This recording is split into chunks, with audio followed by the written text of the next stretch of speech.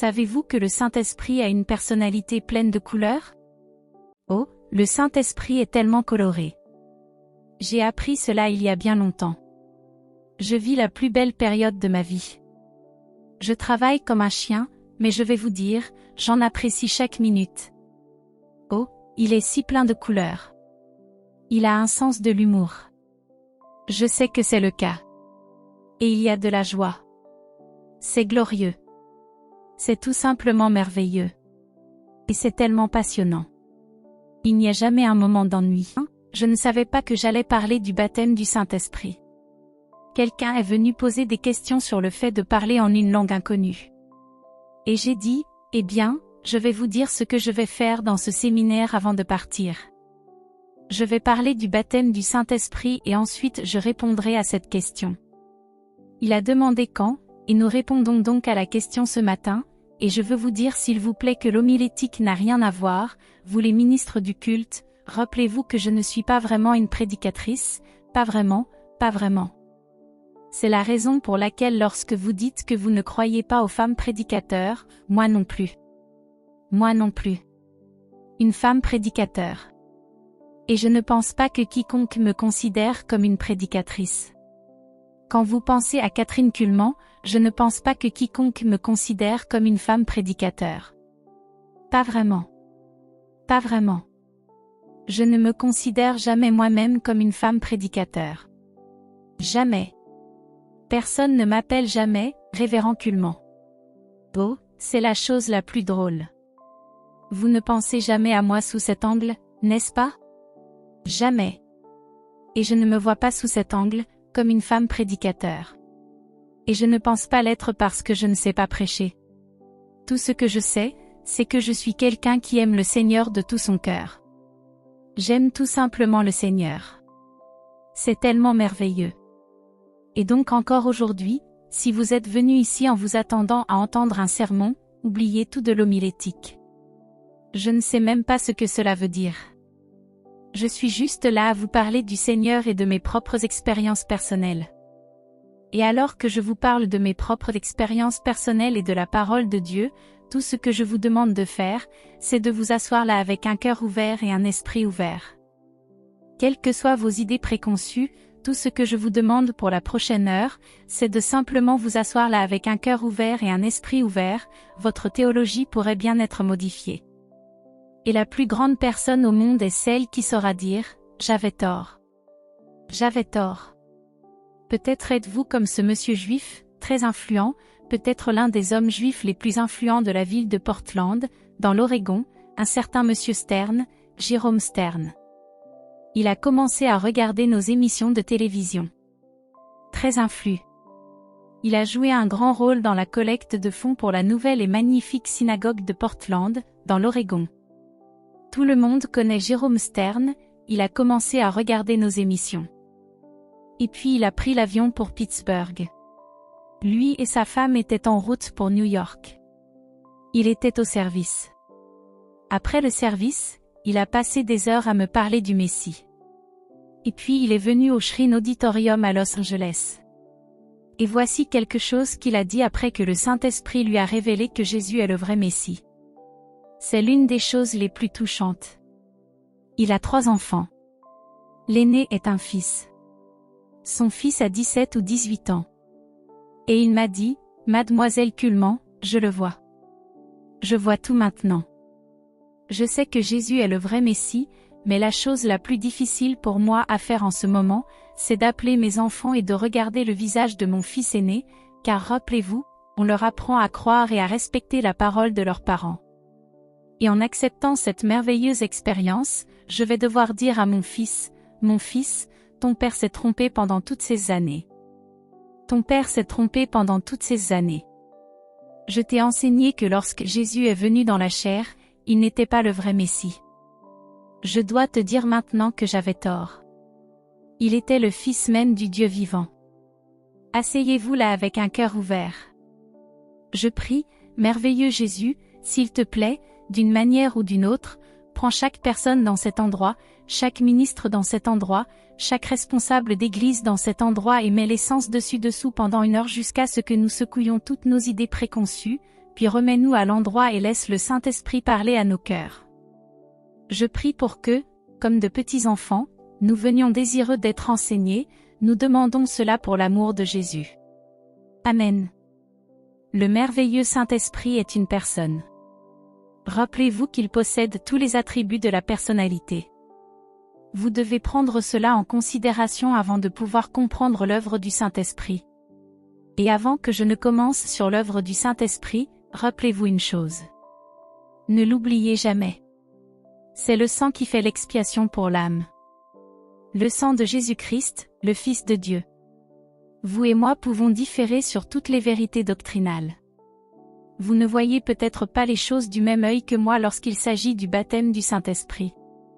Vous ne voyez peut-être pas les choses du même œil que moi lorsqu'il s'agit de la guérison divine. Vous ne voyez peut-être pas les choses du même œil que moi lorsqu'il s'agit du grand enlèvement, de l'enlèvement de l'Église, du second retour du Seigneur Jésus-Christ. Mais si vous avez fait cette expérience de la nouvelle naissance, si vous êtes né de nouveau et que vous êtes né dans ce corps du Christ, alors vous êtes mon frère et ma sœur. S'il vous plaît, vous devez comprendre cela. S'il vous plaît, comprenez-le. Il y a littéralement des millions de précieux enfants de Dieu qui ont vécu et sont morts sans avoir été baptisés du Saint-Esprit, mais ils sont au ciel aujourd'hui. Nous avons la parole et nous devons rester fidèles à la parole. Combien le comprennent? Levez la main. Et ne laissez personne vous dire que vous devez obligatoirement être rempli du Saint-Esprit. Cette merveilleuse expérience, le baptême du Saint-Esprit, est l'une des plus belles, la plus grande chose qui puisse venir dans votre vie après que vous soyez né de nouveau. Cela suit cette expérience, cela suit le salut de chacun, la conversion de chacun. Sachez-le. Par conséquent, je dois être très clair avec vous. Le baptême avec le Saint-Esprit n'a absolument rien à voir avec votre salut. Si vous êtes né de nouveau, je le répète pour que ce soit bien clair, cette expérience de la nouvelle naissance où littéralement les choses anciennes sont passées et où vous êtes devenu une nouvelle créature en Jésus-Christ. C'est l'expérience la plus importante de la vie de n'importe quel individu. Et le baptême du Saint-Esprit n'a rien à voir avec votre salut. D'accord?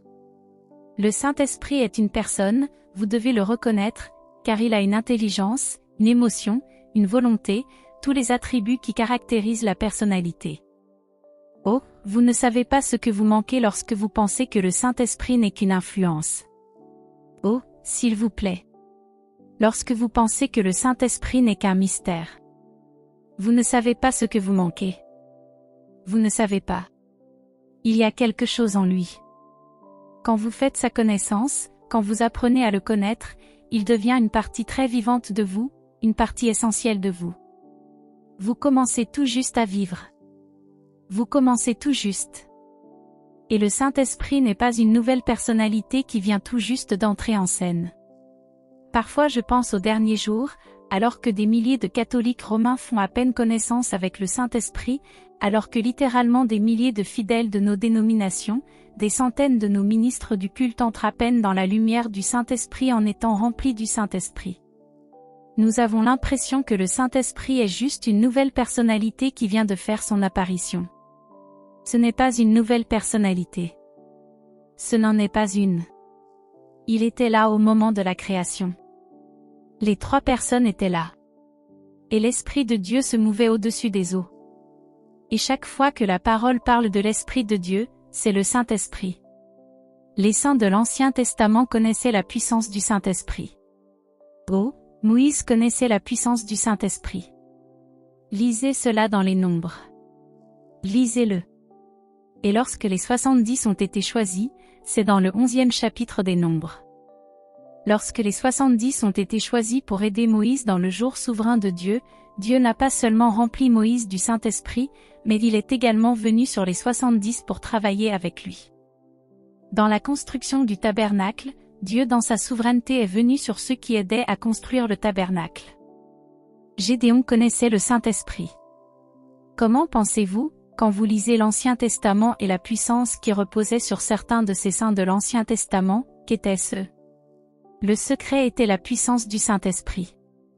Mais dans l'Ancien Testament, c'était la souveraineté de Dieu. Les saints de l'Ancien Testament n'étaient pas tous remplis du Saint-Esprit. Rappelez-vous que chaque fois qu'ils étaient remplis du Saint-Esprit, c'était la souveraineté de Dieu. Joseph était rempli du Saint-Esprit et Pharaon a reconnu la puissance du Saint-Esprit sur Joseph. Il n'était pas un étranger pour les saints de l'Ancien Testament. Relisez votre Bible à la lumière de cela. Ce sera très révélateur. Il y a une telle différence entre la religion et le christianisme. Le christianisme est révélation et le Saint-Esprit est le grand révélateur. Les prophètes de l'Ancien Testament connaissaient la puissance du Saint-Esprit. Si nous devions faire venir les prophètes de l'Ancien Testament ici dans cet auditorium ce matin, ils pourraient rendre témoignage à la puissance même de celui dont je parle. Mais c'était toujours la souveraineté de Dieu. Sachez que David savait, combien David connaissait bien la personne du Saint-Esprit. David avait reçu cette merveilleuse expérience. J'aimerais savoir comment il l'appelait à l'époque. Je ne pense pas qu'il l'appelait le baptême du Saint-Esprit. Je ne pense pas. Il savait seulement que c'était le Saint-Esprit. C'est la raison pour laquelle David, le cri le plus triste que nous ayons dans la parole de Dieu, c'est le cri de David lorsqu'il s'est écrié « Ne me retire pas ton Saint-Esprit. Ne me retire pas ton Saint-Esprit. » Le même Saint-Esprit que vous connaissez, le même Saint-Esprit dont la présence est ici en cette heure même. J'ai fait cette prière 10 000 fois. Ne me retire pas ton Saint-Esprit. Samson le savait, c'est la raison pour laquelle la parole dit qu'il ne savait pas que l'Esprit s'était retiré de lui. Il ne savait pas que le Saint-Esprit s'était retiré de lui. C'était la puissance du Saint-Esprit, la puissance du Saint-Esprit dans la vie de Samson. Le Saint-Esprit s'était retiré et il a essayé de se lever et de se secouer comme les autres fois. Et je l'ai vu maintes et maintes fois, et vous l'avez vu. Et c'est là la tragédie. Vous pouvez dire les mêmes mots. Vous pouvez accomplir les mêmes gestes. Mais lorsque le Saint-Esprit n'est plus là, lorsque ce n'est plus le Saint-Esprit qui produit l'agitation, nous tombons dans le fanatisme et nous avons des manifestations de la chair. Cela, mon ami, c'est ce qui apporte le désassortiment et le reproche sur le Saint-Esprit. Vous voyez, je l'aime tellement. Je ne pourrais pas me passer de lui. Je ne pourrais pas me passer du Saint-Esprit. Je ne pourrais pas. Je suis la personne la plus ordinaire au monde. Il n'y a pas une femme vivante aujourd'hui qui soit plus ordinaire que celle qui se tient devant vous en ce moment. Je sais d'où je viens. Je sais. Je sais d'où je viens. Un petit carrefour dans une ville de Concordia, dans le Missouri.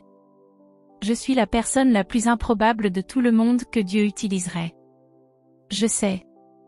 Je sais. Je connais le secret de la puissance dans ce ministère. Je le sais mieux que quiconque. Je sais que je n'ai rien à voir avec la puissance du Saint-Esprit lorsque cette merveilleuse puissance en personne vient sur des hommes et des femmes et qu'ils sont foudroyés. Je sais que je n'y suis pour rien. Lorsque des hommes et des femmes sont si merveilleusement guéris par la puissance de Dieu, je sais mieux que quiconque vivant que je n'y suis pour rien. Je suis absolument dépendante de la puissance du Saint-Esprit. C'est la raison pour laquelle je peux entendre le cri de David lorsqu'il disait « Ne me retire pas ton Saint-Esprit ». David connaissait le secret de sa puissance.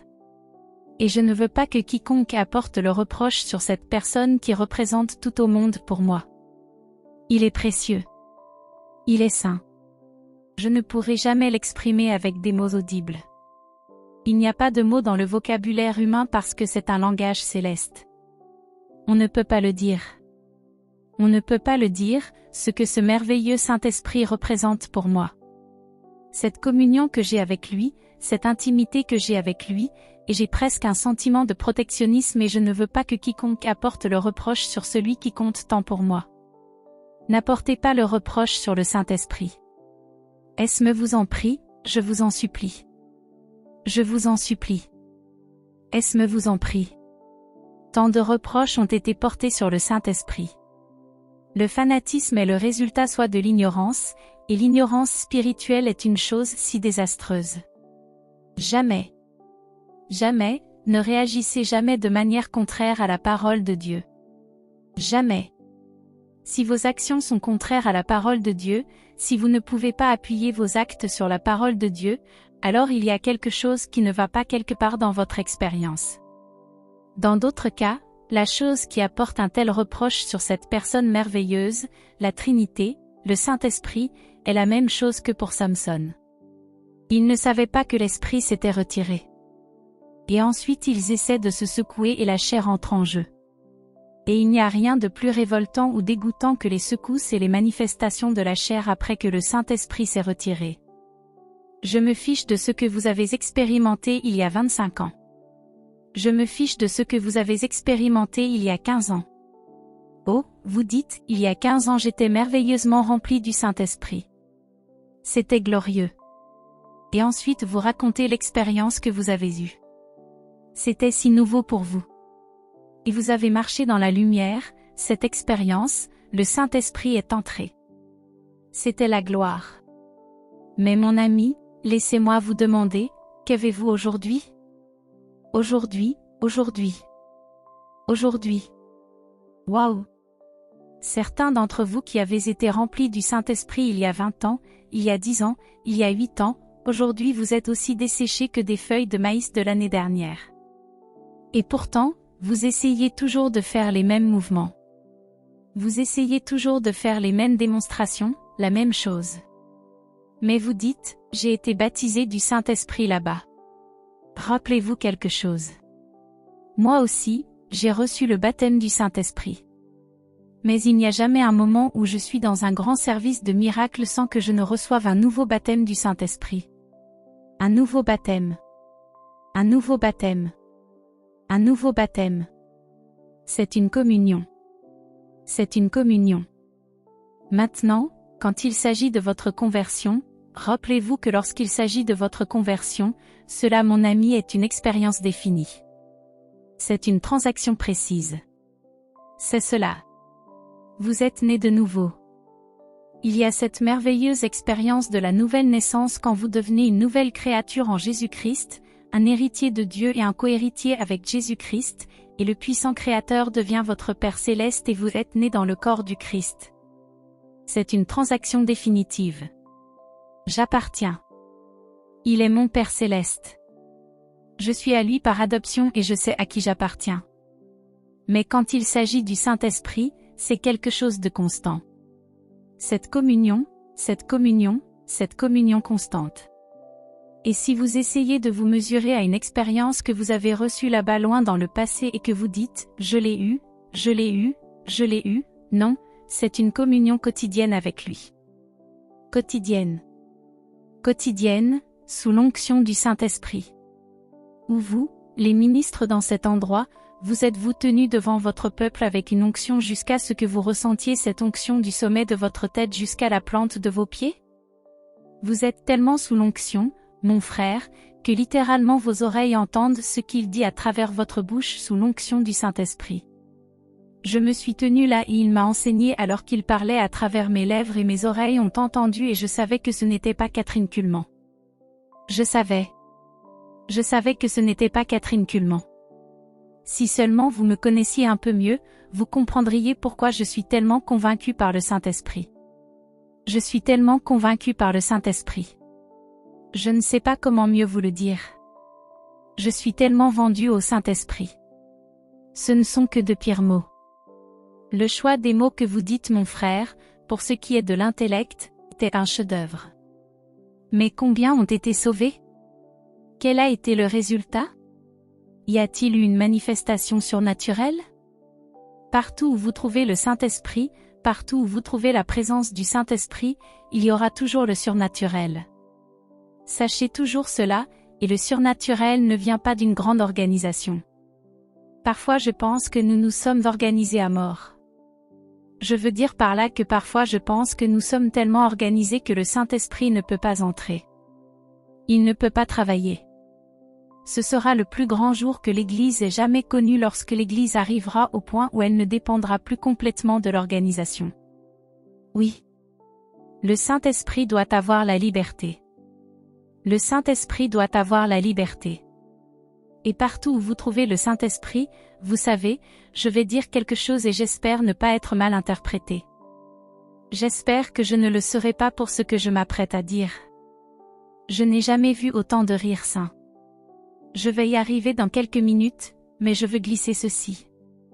Je n'ai jamais pendant toutes ces années vu autant de rire sain. Et le rire sain existe bel et bien, et dans les services de miracles, le rire sain. C'est la raison pour laquelle je vous dis que le Saint-Esprit a une personnalité tellement haute en couleur.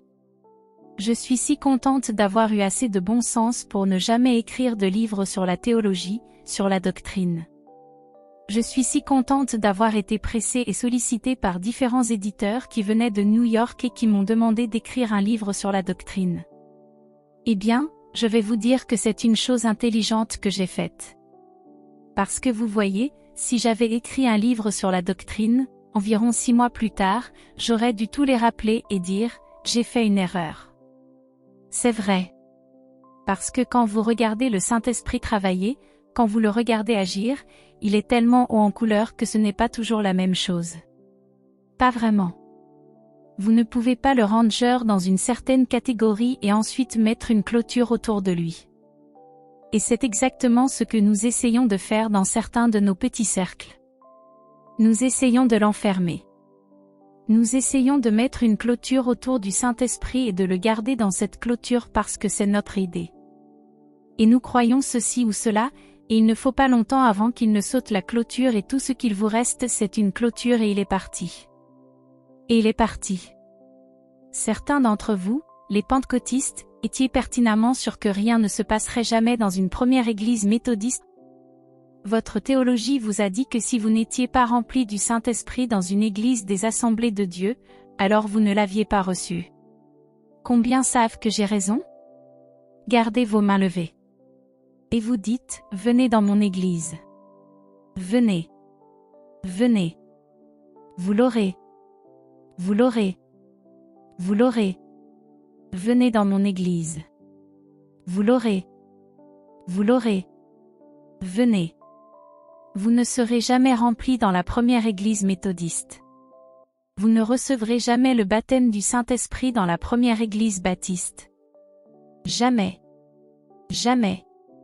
Vous ne verrez jamais la puissance surnaturelle du Saint-Esprit.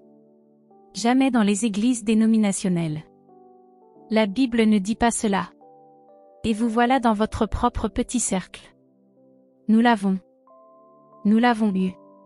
Et nous avons le monopole sur lui.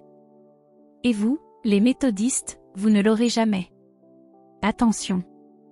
Attention. Un jour, vous pourriez vous réveiller et découvrir que vous êtes celui dont il s'est retiré. Il est plus grand que les divisions dénominationnelles. Le Saint-Esprit est plus grand que les idées des hommes.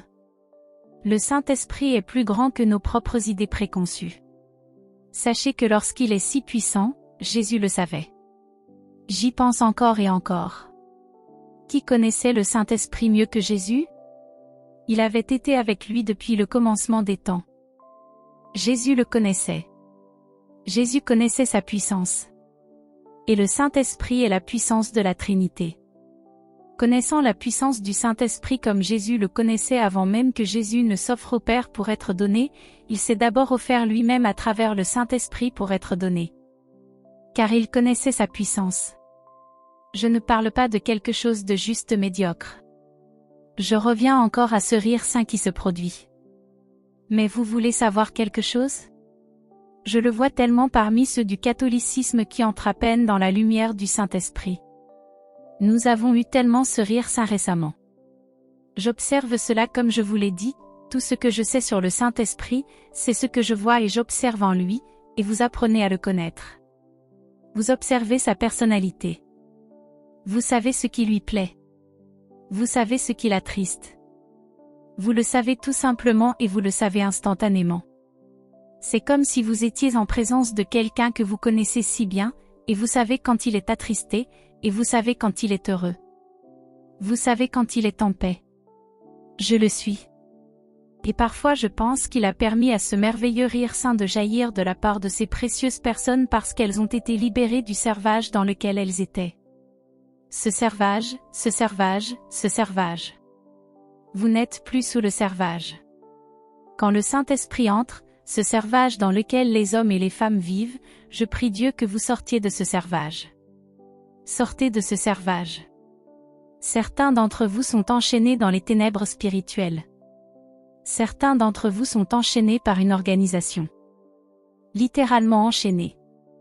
Votre cœur crie. Tout en vous crie. Crie. Vous avez faim et soif. Mais le servage dans lequel vous êtes, ce terrible servage, vous êtes enchaîné par les gens. Vous êtes enchaîné par l'organisation. Vous êtes enchaîné par ceux qui détiennent une autorité supérieure à la vôtre. Beaucoup d'entre vous dans le catholicisme, vous avez été enchaînés si longtemps. Certains d'entre vous ont été enchaînés par le péché si longtemps. Et parfois je pense que ce merveilleux rire saint que nous voyons est glorieux si vous ne l'avez jamais entendu. C'est différent. C'est différent de n'importe quel autre rire. C'est différent. C'est le rire de la liberté. C'est un rire d'affranchissement. Mais tout est de bon goût quand le Saint-Esprit le fait. Et rappelez-vous toujours ceci, même si vous ne m'entendiez plus jamais vous parler cœur à cœur concernant cette personne, le Saint-Esprit, il n'est jamais de mauvais goût dans ses actions. Jamais. Jamais. Si c'est révoltant, ce n'est pas le Saint-Esprit. Sachez cela. Sachez que si c'est révoltant, ce n'est pas le Saint-Esprit. Si c'est odieux, ce n'est pas le Saint-Esprit, c'est la chair. Quand c'est saint, c'est quelque chose de contagieux. C'est quelque chose de beau. C'est quelque chose de merveilleux. Mais tout ce que fait le Saint-Esprit, j'ai une si haute estime pour lui. Je ne l'ai jamais vu se manifester d'une manière révoltante. C'est la perfection. C'est la perfection. Et je sais qu'il y a des choses qui se produisent dans la chair et qui sont étiquetées comme étant du Saint-Esprit, mais qui ne peuvent pas être du Saint-Esprit car c'est contraire à sa personnalité, à sa beauté et à sa délicatesse. Ouvre notre intelligence, s'il te plaît. Ce ne sont pas la chair et le sang qui t'ont révélé cela, mais mon Père qui est dans les cieux. Ouvre notre intelligence. Que celui qui a des oreilles entende ce que l'Esprit dit. Mais rappelez-vous, c'était le jour souverain de Dieu lorsque le Saint-Esprit est venu sur les saints de l'Ancien Testament. Mais cela a changé après la venue de Jésus. Jésus connaissait le secret de sa puissance. Ces miracles que vous lisez sont les miracles. Quand vous lisez les miracles dans le Nouveau Testament, c'était la puissance du Saint-Esprit. Jésus savait qu'étant dans la chair, il ne pouvait pas accomplir de miracles. Et pourtant, il savait qu'il devait y avoir la manifestation, la puissance surnaturelle de Dieu. C'est la raison pour laquelle, en substance, il leur a dit un jour, « Si vous ne croyez pas tout ce que je dis que je suis, alors croyez-moi au moins à cause de ses œuvres mêmes. » Et il savait qu'il devait y avoir la puissance surnaturelle de Dieu, sinon il ne l'accepterait jamais, et c'est la raison pour laquelle il s'est offert d'abord au Saint-Esprit et il a dit, « Si tu viens, si tu es avec moi, si tu manifestes la puissance surnaturelle du Père à travers moi, j'irai parce que j'aurai besoin de cette manifestation. J'en aurai besoin. » Et Jésus comprenait chaque fois qu'il y avait un miracle. Jésus comprenait. Il comprenait parfaitement bien. C'était le Saint-Esprit. Et ces miracles n'ont commencé qu'après que Jésus est remonté des eaux du baptême. Et Dieu a parlé. Et à cette heure-là, le Saint-Esprit est venu sur lui comme une colombe. Puis, avant de s'en aller, il a parlé du Saint-Esprit. Il leur a dit qu'il viendrait. Lisez cela dans Jean. Il vous enseignera toutes choses. Il vous guidera. Je donnerai n'importe quoi au monde pour pouvoir rester avec vous plus longtemps et prendre toutes ces écritures. Mais quand vous lisez vos écritures maintenant à la lumière de ce que je vous l'ai enseigné, la lumière viendra. Il me glorifiera. Et rappelez-vous toujours que le Saint-Esprit glorifiera toujours Jésus. Toujours. Jésus a dit qu'il le ferait. Et le Saint-Esprit magnifie toujours.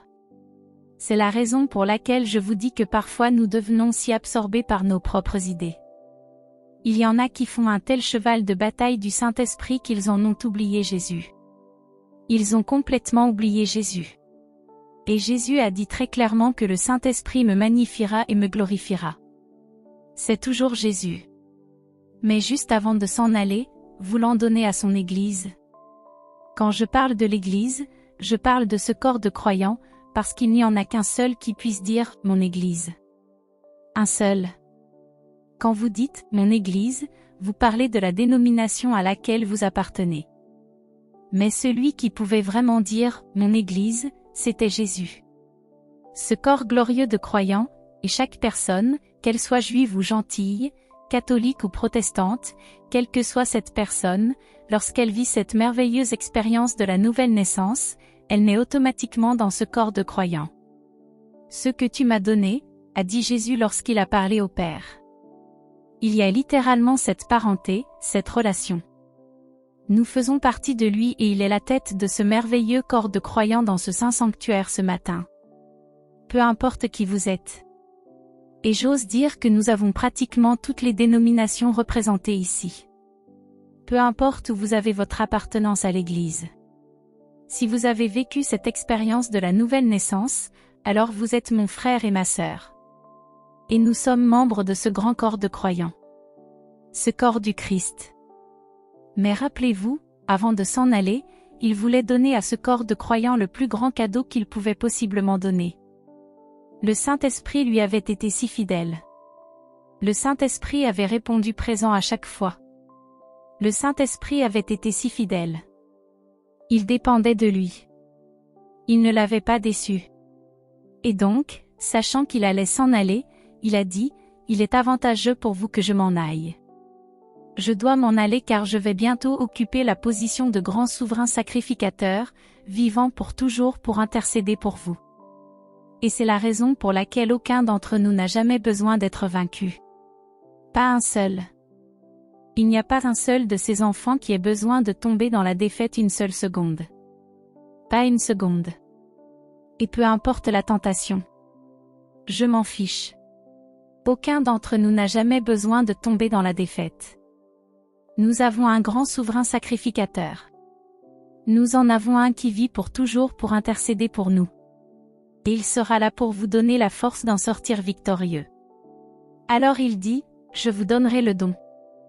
Maintenant rappelez-vous, il n'est venu que sur quelques-uns dans l'Ancien Testament, mais maintenant c'était différent. Maintenant vous recevrez la puissance, et il parle aux siens, à ses propres membres de ce grand corps. Vous ne pouvez pas le limiter aux quelques-uns dans la chambre haute. Vous ne pouvez pas le limiter aux 120. Car il ne s'adressait pas seulement aux 120. Et il l'a fait savoir.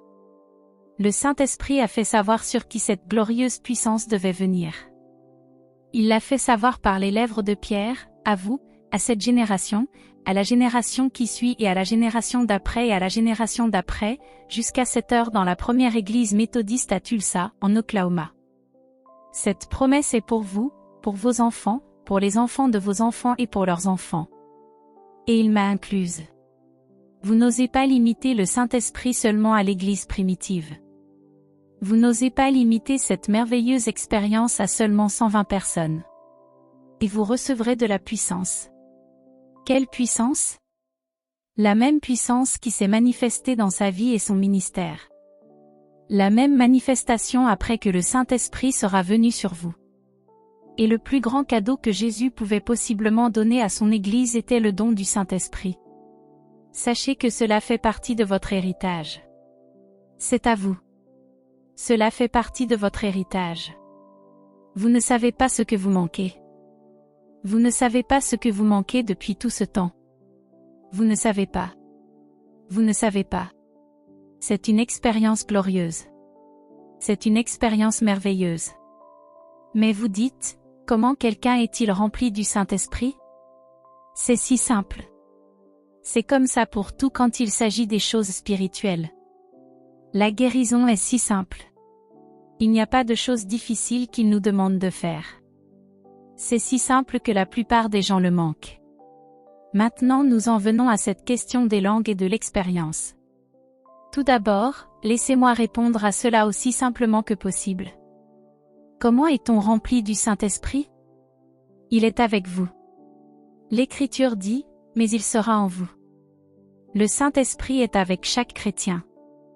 Si vous êtes né de nouveau, le Saint-Esprit est avec vous. Il était même avec vous avant que vous ne soyez né de nouveau. Parce que c'est le Saint-Esprit qui convainc le pécheur de péché et de jugement. Le Saint-Esprit est une puissante force de conviction. Sachez cela. Si seulement vous pouviez réaliser l'importance du Saint-Esprit. Il est la puissance de conviction. Nul homme ne vient au Seigneur de lui-même. Si vous êtes convaincu, c'est le Saint-Esprit. Il est avec chaque chrétien. Si vous êtes né de nouveau, il est avec vous. Il est avec chaque enfant de Dieu. Mais quand il s'agit de cette expérience, mais il sera en vous, cela rapproche quelqu'un, en vous. Oui. Mais comment? Laissez-moi vous donner l'illustration la plus simple possible. Quand nous sommes nés de nouveau, disons par exemple que notre cœur a 4 pièces. Vous voulez savoir quelque chose? Je ne pense pas que nous pourrions tout supporter d'un coup. Vous le savez. Vraiment pas? Voulez-vous vraiment savoir à quel point le Saint-Esprit est puissant? Voulez-vous vraiment savoir ce qu'il en est de la puissance du Saint-Esprit qui terrasse? Et il y en a qui témoignent du fait que c'était comme une décharge d'électricité. Savez-vous à quoi vous avez affaire? À quelque chose de plus grand que toute électricité. Ces vieux corps physiques qui sont les nôtres ne peuvent supporter qu'une certaine quantité. Ils ne sont pas équipés pour toute cette puissance. Vous comprenez? C'est la raison pour laquelle nul homme ne peut voir la face de Dieu et vivre. Tout ce que Moïse a vu, c'est son dos. C'est la raison pour laquelle je sais que Dieu a un corps. Il est plus que quelque chose d'éthéré. Il est plus qu'un esprit. Moïse a littéralement vu que Dieu est plus qu'un simple esprit. Oh, j'aimerais passer la prochaine heure rien que là-dessus, mais je ne peux pas. Mais rappelez-vous les 4 pièces de notre cœur. Et au moment du salut, nous pensons lui avoir tout donné, nous pensons l'avoir fait. Et nous ouvrons pour ainsi dire une pièce de notre cœur et nous disons, viens, Seigneur Jésus. Viens. Et il entre. Nous sommes nés de nouveau. Mais il y a quelque chose le lendemain, vous savez, c'est une lumière. C'est quelque chose de constant. C'est glorieux. C'est une transaction définitive. Cette expérience de la nouvelle naissance est une transaction définitive. L'auteur du cantique l'a compris lorsqu'il a écrit les mots de la première strophe, « Tout de moi et rien de toi ». Puis le verset suivant, « Moins de moi et plus de toi ». Et puis, « Rien de moi et tout de toi ». Je ne peux pas mieux le dire. Rien de moi. Rien de soi. C'est la chose la plus difficile au monde parfois, je pense, pour les hommes et les femmes, que de mourir à eux-mêmes. Mourir, rien de soi, rien de soi, rien de soi, mais tout de toi. Mais rappelez-vous, il entre alors que vous adorez et louez Jésus, car Jésus a dit qu'il me magnifierait. Et vous obtenez exactement ce que vous cherchez. Et beaucoup de personnes ont recherché les langues. Les langues. Vous ne pouvez pas me montrer dans la parole de Dieu, vous ne pouvez pas, aucun théologien ne peut me montrer et me prouver dans la parole de Dieu que vous et moi avons jamais eu l'ordre de parler en langue. Et je crois au fait de parler en une langue inconnue. J'y crois de tout mon être. N'osez pas sortir d'ici. N'osez pas. Je prierai pour qu'une conviction s'empare de vous au point que vous ne puissiez pas dormir. Et aucun somnifère ne vous aidera. N'osez pas. Je crois au fait de parler en une langue inconnue. Je dois y croire. C'est écrit ici. Dans la maison de Corneille, je crois, mais à aucun moment ils n'ont eu l'ordre de chercher les langues. Jamais. Lisez Paul lui-même. Il cherchait le Saint-Esprit dans la chambre haute, les 120. Il le cherchait, lui, le Saint-Esprit. Et en fin de compte, mon ami, quand vous parlez du baptême du Saint-Esprit, c'est toujours juste plus de Jésus, et encore plus, et encore plus, et encore plus de Jésus. Et qu'est-ce que le fait de parler en une langue inconnue, mon ami, si vous n'avez pas la puissance du Saint-Esprit et l'amour de Jésus? Je reviendrai là-dessus dans une seconde. Si vous cherchez les langues et que vous n'êtes pas conforme aux Écritures, vous n'êtes absolument pas conforme aux Écritures. Si vous vous mettez à genoux pour prier pour avoir les langues, vous n'êtes pas conforme aux Écritures. Vous n'êtes pas conforme aux Écritures. Vous cherchez plus de Jésus. Et le Saint-Esprit entre par la louange et l'adoration. Vous adorez Jésus. Il me glorifiera. Et quand vous arrivez au point où vous aimez Jésus de tout votre cœur, c'est si facile de mourir à soi-même quand on a Jésus. Quand vous aimez Jésus, ce n'est pas une question de lutte. C'est si facile quand vous aimez assez Jésus pour vous abandonner à lui, et que vous l'aimez et l'adorez, et le Saint-Esprit entre et il annoncera lui-même sa venue. Ce n'est pas que vous cherchiez une preuve quelconque. Vous ne cherchez pas la preuve. La preuve viendra et vous n'avez pas à chercher la preuve. La preuve viendra. Combien le comprennent? Levez la main. Et la plus grande des deux preuves est la puissance qui se manifeste dans votre vie. Car Jésus lui-même a dit, et vous recevrez de la puissance. Ne mettons pas des mots dans la bouche de Jésus. Ne faisons pas le contraire de l'enseignement du Maître. Ces derniers mots. Il connaissait si bien la nature humaine. Et vous recevrez de la puissance après que le Saint-Esprit sera venu sur vous. Et la plus grande preuve d'avoir été rempli du Saint-Esprit sera le fruit de l'Esprit. Oui. Je vais vous dire quelque chose. Quand vous plantez un péché, et si c'est un véritable péché, vous n'allez pas obtenir des pommes sauvages. Et rappelez-vous autre chose. Le bruit n'est pas la puissance. Oui. J'avais une vieille Ford Model T autrefois. La première voiture que j'ai jamais. Oh dis donc. Je vais vous dire quelque chose. Si pour cette vieille Ford le bruit avait été de la puissance, cela aurait été la chose la plus puissante sur les routes là-bas dans l'Idaho. L'amour est la seule chose. Je crois que je l'avais eu pour $35. C'est tout ce que je pouvais me permettre. Mais disons que vous conduisez l'une des nouvelles impériales de Tinker Wilkerson. Maintenant écoutez, quand je parlerai les langues des hommes et des anges, si je n'ai pas l'amour, je suis un airain qui résonne ou une cymbale qui retentit. Et quand j'aurai le don de prophétie, la science de tous les mystères. Lisez ce 13e chapitre de la première aux Corinthiens. Et quand je distribuerai tous mes biens pour la nourriture des pauvres, quand je livrerai même mon corps pour être brûlé, si je n'ai pas l'amour, cela ne me sert à rien.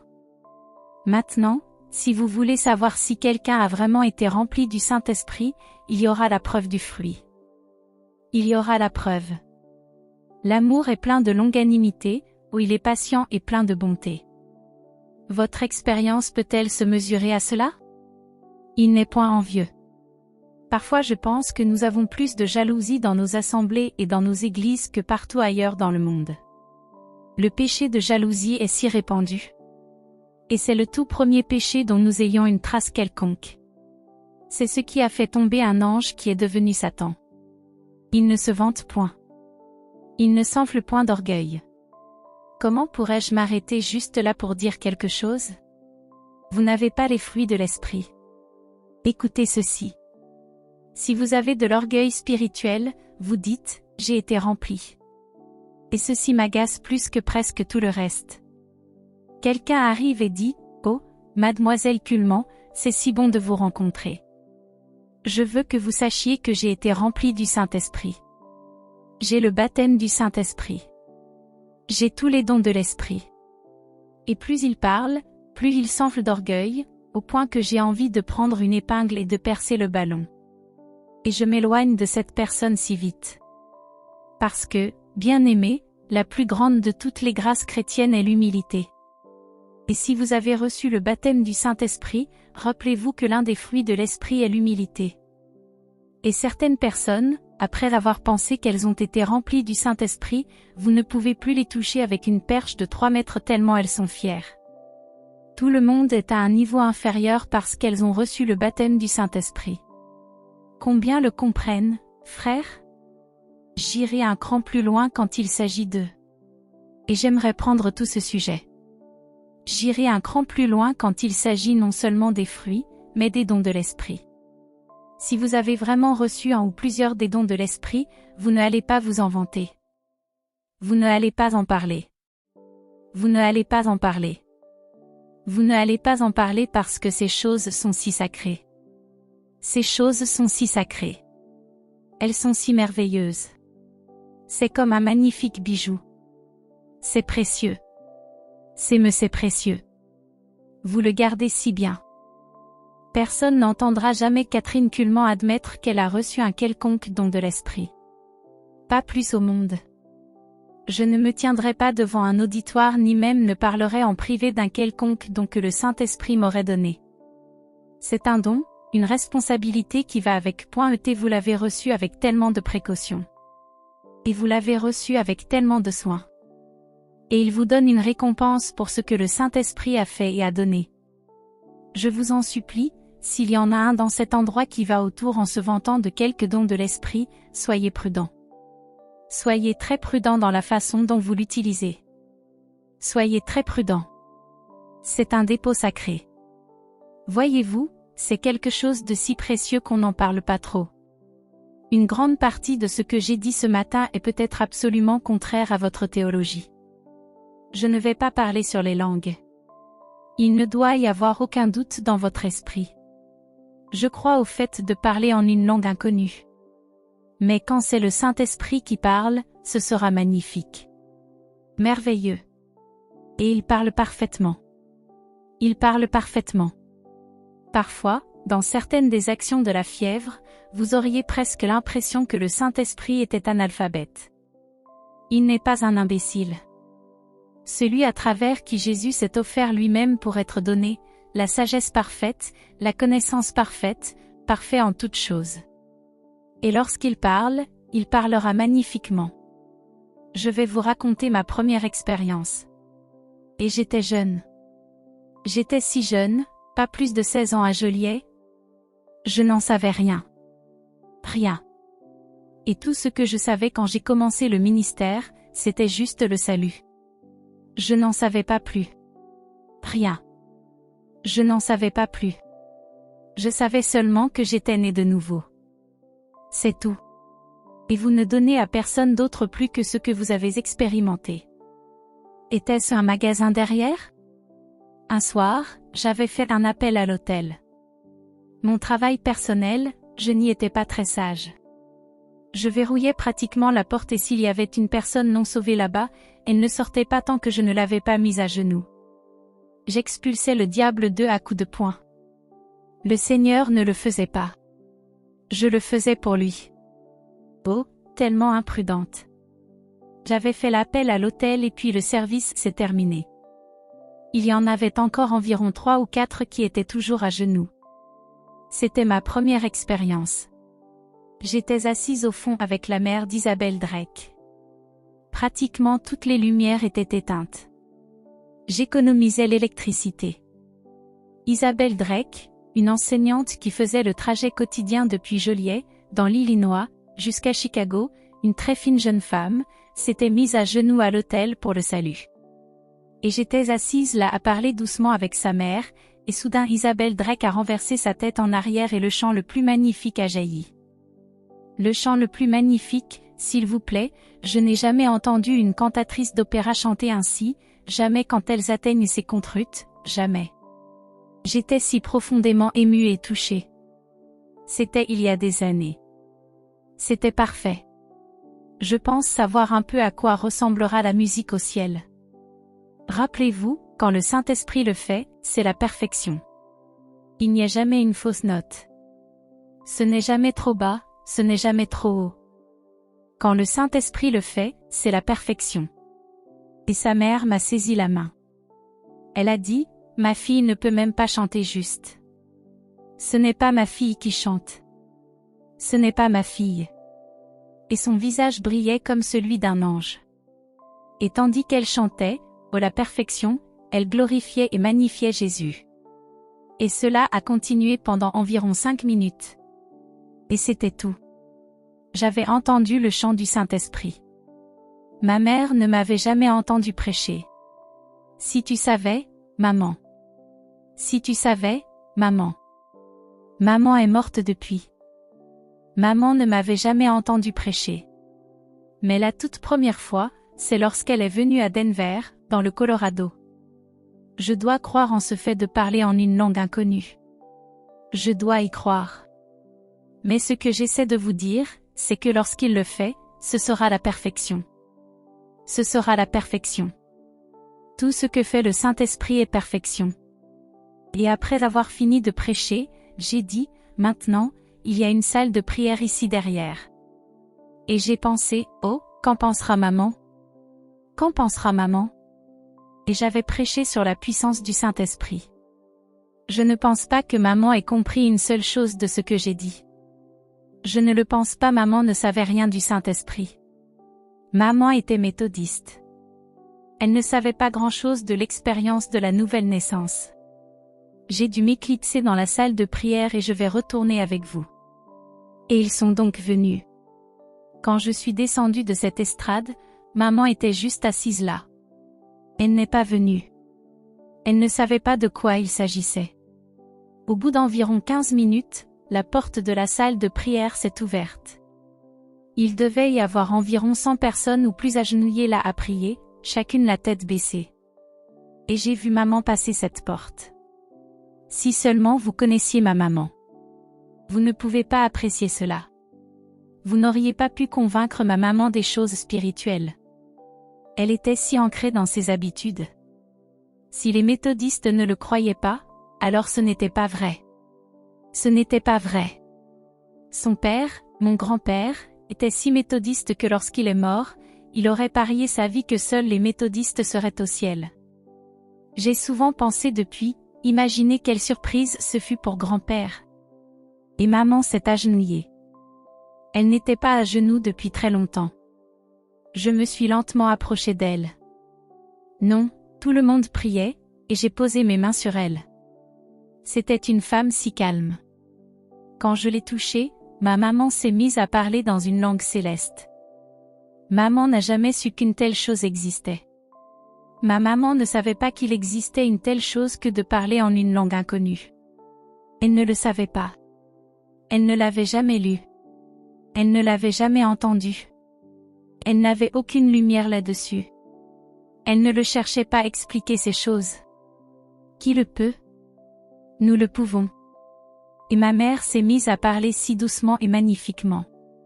C'était glorieux. C'était glorieux. Et je me tenais là. Écoutez, je devais croire au fait de parler en une langue inconnue. Je le dois, je n'ai pas le choix. A-t-elle ouvert les yeux? Elle a pris mes mains dans les siennes, et c'était la première fois qu'elle approuvait le fait que je sois dans le ministère où j'étais.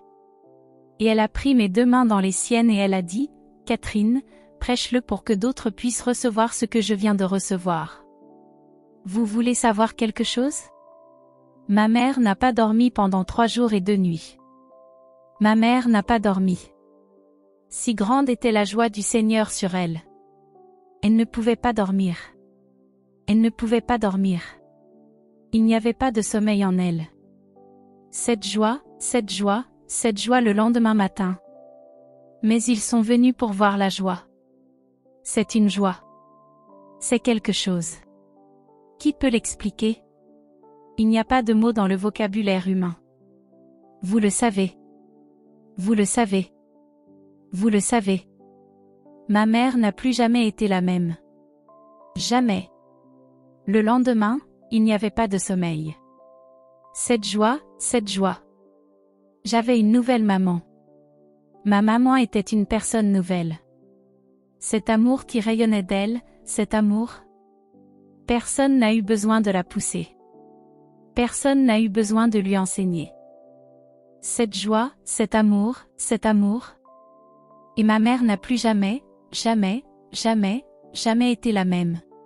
Je lui ai donné corps, âme et esprit.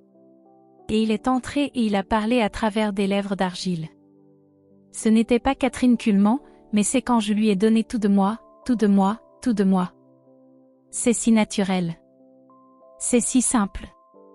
Vous n'avez pas besoin de chercher la manifestation. Vous vous abandonnez simplement à lui et il fait le reste. Vous ne savez pas comment prier ni quoi demander. C'est le Saint-Esprit ici dans Romains. C'est précieux. J'aimerais avoir 1 heure entière là-dessus. De même aussi l'Esprit nous aide dans nos faiblesses, car nous ne savons pas ce qu'il convient de demander dans nos prières. Mais l'Esprit lui-même intercède par des soupirs inexprimables, et celui qui sonde les cœurs connaît quelle est la pensée de l'Esprit, parce que c'est selon Dieu qu'il intercède en faveur des saints. Vous dites, avez-vous déjà parlé en langue depuis? Il y a des moments où, dans mon ignorance, dans mon manque de connaissances, je ne sais pas comment prier. Et un cher vieux frère MacLeod, quand j'étais si jeune et qu'il avait plus de 80 ans, a pris ma main dans la sienne et a dit, ne sors jamais de la volonté de Dieu, petite. Et je ne savais pas de quoi il parlait. Je le sais maintenant. Ma propre nature est d'être impulsive. Mais quand il s'agit des choses de Dieu, je suis si lente à bouger. J'ai tellement peur de sortir de la volonté de Dieu. J'ai tellement peur de sortir de sa volonté. Je ne sortirai de la volonté de Dieu pour rien au monde. Et il y a des moments où je ne sais pas. Je ne sais pas comment prier. Je ne sais pas. Je viens me tenir dans ce moment de crise et je ne sais pas. Et je lève les yeux, et rappelez-vous toujours, lorsque vous arrivez au point où vous n'avez plus de volonté propre, vous ne pouvez pas manquer la volonté de Dieu. Ce n'est pas un endroit facile à atteindre. C'est la raison pour laquelle, lorsque vous arrivez à ces moments-là, vous vous précipitez chez vos voisins ou vous vous précipitez vers quelqu'un d'autre et vous voulez qu'il dise ce que vous voulez entendre. Il y a un endroit quand vous appelez, et c'est là que le fait de parler en une langue inconnue entre dans ma vie. Je le sais maintenant, et rappelez-vous quelque chose, le Saint-Esprit n'est pas donné pour notre propre plaisir et notre propre jouissance. Ce n'est pas le cas. Le Saint-Esprit est donné pour le service. Ce n'est pas pour notre propre plaisir. Vous utilisez mal le Saint-Esprit. Vous utilisez mal cette personne formidable si vous l'utilisez pour votre propre plaisir, un petit pique-nique spirituel quand vous vous réunissez avec certains des saints de Dieu, vous détournez la puissance du Saint-Esprit. Mais il y a un moment où vous ne savez pas comment prier, qu'il y en a un qui connaît la volonté parfaite de Dieu, et il ne travaille jamais séparément et indépendamment du Père. Il ne travaille jamais séparément et indépendamment de Jésus. Il a une connaissance parfaite de la volonté de Dieu. Et quand j'arrive au point où je n'ai plus de volonté propre, et que je m'appuie sur la personne qui demeure en moi, il vient devant le trône et il intercède pour moi et il parle pour moi. Et je ne peux jamais manquer Dieu, car il connaît sa volonté et parle au Père pour moi.